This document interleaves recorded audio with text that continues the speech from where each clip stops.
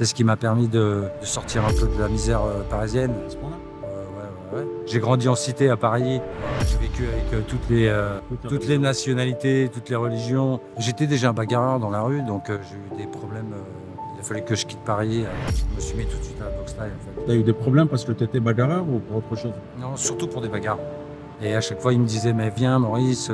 En boîte de nuit? En boîte de nuit, ouais. Donc je fréquentais le monde de la nuit. Après, ouais, j'étais un gros fêtard. Ouais. C'est lui qui me disait, au lieu de te battre dehors, pourquoi tu viendrais pas faire du sport avec nous et tout. Et un dimanche, on a eu une grosse bagarre. Je suis resté pas mal de temps en garde à vue et j'ai décidé de tout arrêter en fait. Et ça sort beaucoup de personnes de la misère en fait. J'appelle ça une petite misère. J'avais déjà des tatouages sur le crâne, mais il me restait une place, donc j'ai... 20-30 ans, les mecs, c'était pas pareil. C'était que des guerriers qui venaient, toi. Dans les camps, ils acceptaient pas trop les étrangers. C'était dur de s'entraîner et de se faire une place et se faire un nom en Thaïlande. Maintenant, ça a complètement changé. La physionomie du Muay Thai a complètement changé.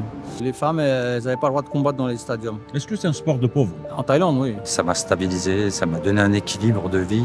Ceux qui viennent des cités, en fait, ils ont pu sortir grâce à ce sport, en fait. Ça va faire mon 27e voyage. J'ai été énormément surpris pour la réaction des gens.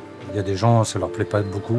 Des gens qui me regardent très mal. Les tatouages, c'était des prisonniers avant. T'as des mafieux qui se font carrément des tatouages pour avoir des protections contre les coups de couteau, les balles et tout. D'accord. Ils pensent que s'ils sont tatoués, ils ne pourront pas se faire tuer. Parce qu'il y a beaucoup de gangs qui sont tatoués aussi en Thaïlande. Des Bouquin? Ça, t'as écrit un roman sur Muay Thai? Oui, voilà, oui.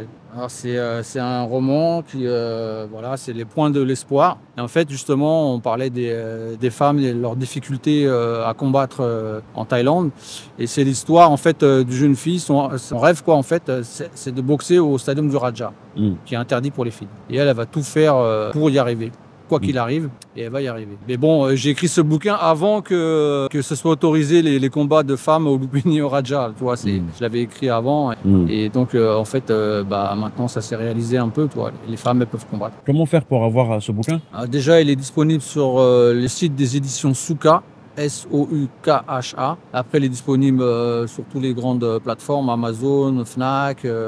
Faut taper les points de l'espoir et on tombe sur le lien. Bon, si vous voulez ce bouquin, je vous mets le lien en description. N'hésitez pas ou sinon à contacter Serge aussi. Sur Instagram ou sur Facebook.